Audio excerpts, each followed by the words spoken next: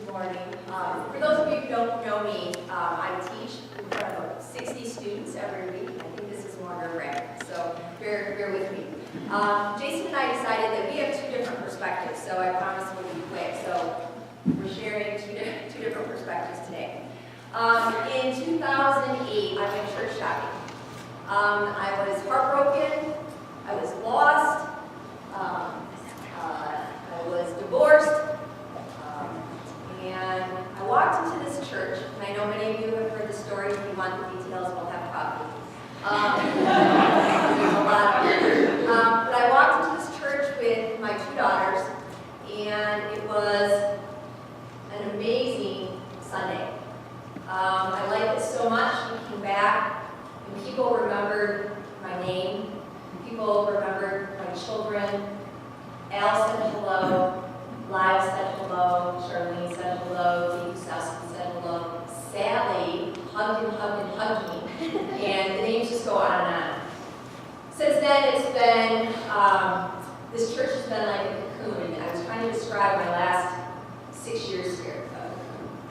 And little bit by little bit, I got to put my toe in the water. I got to practice my faith. I learned how to trust again. I learned to have a better relationship with my children. About 2.5 years ago, I said, all right, Lord, I feel good. This church has brought me to this place, and you've got this. I think I recommitted about 2.5 years ago. Had some other bad experiences, and I said, all right, I'm done. I'm done trying to plan this. And then Jason walked into my life.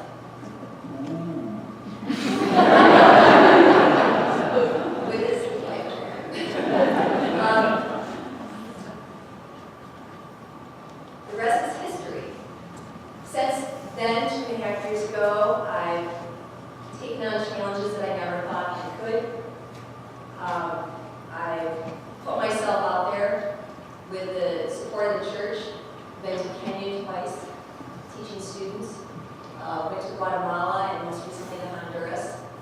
And all I kept saying is, God's got this. I wish John would use that sort of phrase. God's got this.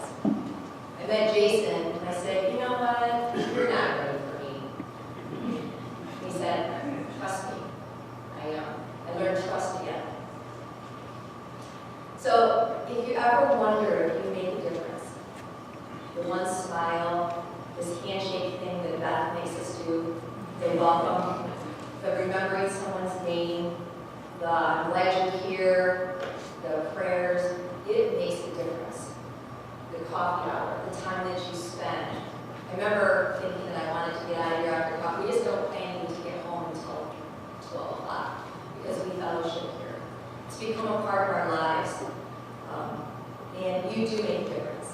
That one smile, you do make a difference. And I can feel that.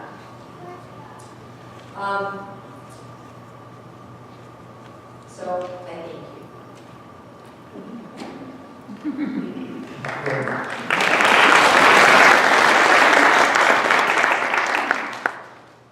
When Jamie first told me that Pastor had asked us to come up here and talk about what the church means to us, my initial thought was, sure, no problem, good deal. I'm used to talking in front of groups. Doesn't bother me at all. For work. And then my next thought was, wait a minute. When I'm talking at work to groups of people, I don't talk about me. I don't talk about my feelings or what's important to me. I can't talk about that kind of stuff in front of groups. So then Jamie reminded me that if you want to walk on water, you got to get out of the boat. And I've heard a lot about that the last couple of months. And I thought, yeah, she's right, good reminder. And I also kind of got the impression that if I didn't get out of the boat on my own, I was going to get pushed out. I figured if I'm going to pull this off, I need a life jacket. So here it goes.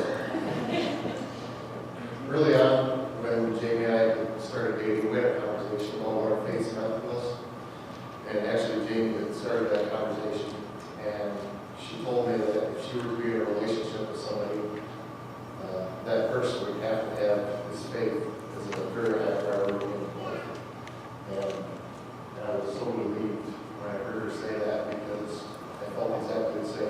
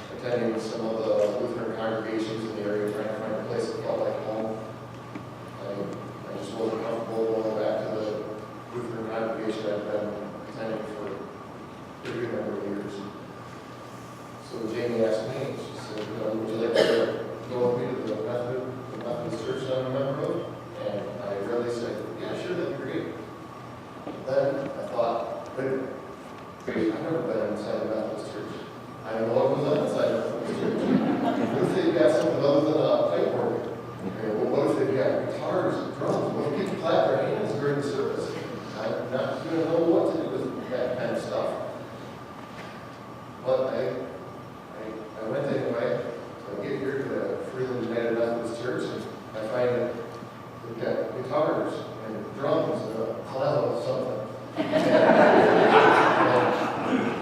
And some people clap during, everybody clapped during the service, and some people even raised their hands. I wasn't sure what to think of all that, but there was something else that stood out even more so, and that was